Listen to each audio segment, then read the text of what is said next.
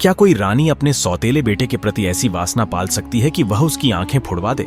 सम्राट अशोक के दरबार की यह अनसुनी कहानी आपके रोंगटे खड़े कर देगी। सम्राट अशोक की 5 पत्नियां थीं, देवी, कारुवाकी, पद्मावती, असंधिमित्रा और तिष्यरक्षिता। सम्राट अशोक की चौथी रानी पद्मावती का पुत्र राजकुमार कुणाल बेहद खूबसूरत था। नाम के अनुरूप इस राजकुमार की आंखें हिमालयी पक्षी कुणाल की तरह अति सुंदर थीं। सम्राट अशोक की सबसे छोटी रानी तिष्यरक्षिता भी अत्यंत सुंदरी थी, हालांकि वह सम्राट अशोक की तुलना में बेहद कम उम्र की थी। वहीं दूसरी तरफ रानी तिष्यरक्षिता और राजकुमार कुणाल की उम्र तकरीबन एक समान थी। ऐसा कहा जाता है कि कामातुर रानी तिष्यरक्षिता ने कुणाल के प्रति आकर्षित होकर उससे अपनी यौनिच्छा प्रकट की थी। चूंकि कुणाल रानी तिष्यरक्षिता को मां कहकर संबोधित करता था और अपनी पत्नी कंचनमाला से बेहद प्रेम करता था, अतः उसने रानी तिष्यरक्षिता के वासनामय प्रणय निवेदन को ठुकरा दिया। इसके बाद सम्राट अशोक की रानी तिष्यरक्षिता ने अपने सौतेले बेटे कुणाल के साथ जो षड्यंत्र रचा, उसे जानकर आपकी रूह कांप जाएगी। ऐसे में यह जानने के लिए कि बेहद कामुक रानी तिष्यरक्षिता ने कुणाल के साथ क्या किया, इस रोचक वीडियो को लास्ट तक जरूर देखें। प्राचीन भारतीय इतिहास में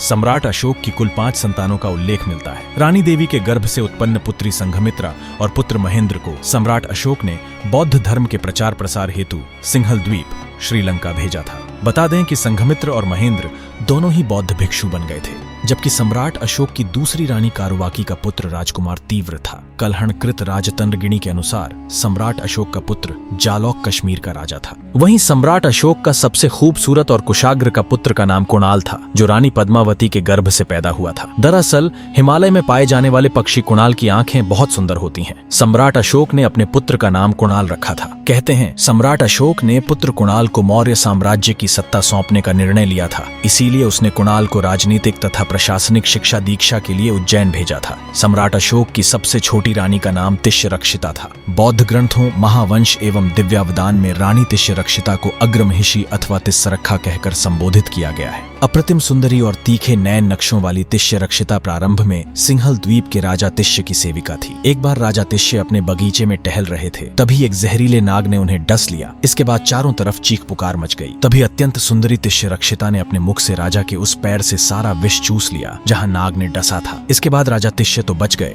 लेकिन तिष्यरक्षिता की हालत खराब हो गई। हालांकि राजवैद्यों ने तिष्यरक्षिता को भी बचा लिया। ऐसे में राजा तिष्य के प्राणों की रक्षा करने वाली उस खूबसूरत सेविका का नाम तिष्यरक्षिता पड़ गया। सिंहल द्वीप श्रीलंका में बौद्ध धर्म के प्रचार प्रसार के दौरान अशोक की पुत्री संघमित्रा और पुत्र महेंद्र राज परिवार के विशेष मेहमान थे। ऐसे में जब वह अपना उद्देश्य पूर्ण कर वापस लौटने लगे, तब राजा तिष्य ने सेविका तिष्यरक्षिता को सम्राट अशोक की सेवा के लिए उपहार में भेज दिया। जब महेंद्र ने श्रीलंका से लाए अन्य उपहारों के साथ अपूर्व सुंदरी तिष्यरक्षिता को सम्राट अशोक के दरबार में पेश किया, तो उसे देखकर सभी हतप्रभ रह गए। उसकी सुंदरता का नशा हर किसी पर छा गया। फिर क्या था, सम्राट अशोक ने उसे अपनी परिचारिका के रूप में नियुक्त कर लिया, परंतु उसकी खूबसूरती के मोहपाश में बंधे राजा ने अंत में उससे विवाह कर लिया। इतिहास की प्रमाणिक पुस्तकों में कुणाल से जुड़ी तिष्यरक्षिता की वासना युक्त प्रेम कहानी का उल्लेख नहीं मिलता है, परंतु चीनी यात्री ह्वेनसांग ने अपने यात्रा वृत्तांत में इस घटना का उल्लेख किया है। वहीं बौद्ध ग्रंथ दिव्यावदान तथा कुछ जैन ग्रंथों के अलावा अशोक वंदना में भी राजकुमार कुणाल की कहानी का विस्तार से वर्णन किया गया है। सम्राट अशोक की सबसे छोटी रानी तिष्यरक्षिता और राजकुमार कुणाल, ये दोनों ही तकरीबन समान उम्र के थे। बेहद खूबसूरत और कामातुर रानी तिष्यरक्षिता ने अत्यंत सुंदर नेत्रों वाले सौतेले बेटे कुणाल को अपनी तरफ आकर्षित करने का भरपूर प्रयास किया।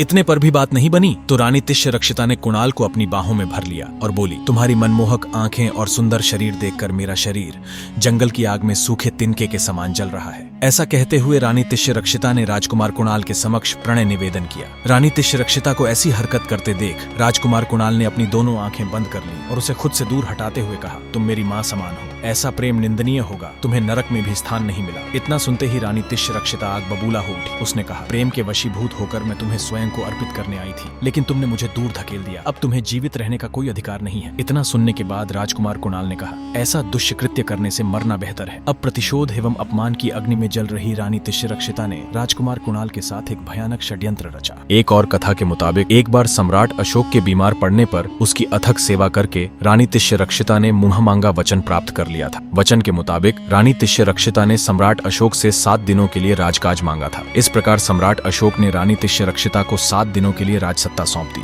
उसके बाद रानी तिष्यरक्षिता ने सम्राट अशोक की राजमोहर प्राप्त कर तक्षशिला के मंत्रियों को राजकुमार कुणाल की आंखें फोड़कर उसकी हत्या करने के लिए सम्राट अशोक के नाम राजाज्ञा लिख भेजी। सम्राट अशोक के मंत्रियों ने राजकुमार की आंखें तो फोड़ दी, परंतु उसे जीवित छोड़ दिया। अंधा कुणाल अपने भरण पोषण के लिए अब दर दर भटकने लगा था। इधर उधर यात्रा करते हुए अंधा कुणाल वर्षों बाद सम्राट अशोक की राजधानी पहुंचा। रात्रि के वक्त उसने अपनी वीणा के मधुर स्वरों के साथ एक हृदय विदारक गीत गाना शुरू किया। वीणा की धुन और मधुर स्वर वाले इस गीत को सुनकर सम्राट अशोक ने अपने दरबारी से पूछा कि यह कौन गा रहा है। इतना सुनते ही अंधे कुणाल को दरबारियों ने सम्राट अशोक के सम्मुख ला खड़ा किया। सम्राट अशोक के राजमहल में अंधा कुणाल एक संतीज्ञ भेष में पहुंचा था। फिर भी उसकी पत्नी कंचनमाला उसे देखते ही बेहोश होकर गिर पड़ी। सम्राट अशोक ने दुखी होकर कुणाल से पूछा कि किसने मेरे प्रिय पुत्र की दृष्टि छीन ली। आंसू बहाते हुए राजकुमार कुणाल ने सबसे पहले अपने पिता को धन्यवाद दिया और कहा, एक दिन मेरी माँ का आदेश आया और पितृभक्ति के अभाव में मुझे जो दंड मिला उससे पीछे हटने का साहस नहीं कर पाया। ये जानने के बाद कि उसकी सबसे छोटी रानी ने ऐसा घृणित अपराध किया है,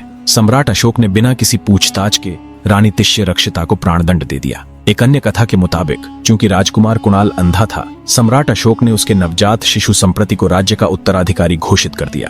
कालांतर में संप्रति एक शक्तिशाली राजा बना। कुछ एक अन्य स्रोतों के अनुसार कुणाल ने मिथिला में अपना साम्राज्य स्थापित किया था। वर्तमान में यह जगह कोसी नदी के तट पर स्थित कुनौली गांव पूर्व में कुणाल ग्राम के रूप में चिन्हित है। कुनौली गांव के नाट्य संस्था का नाम भी कुणाल नाट्य कला मंच है।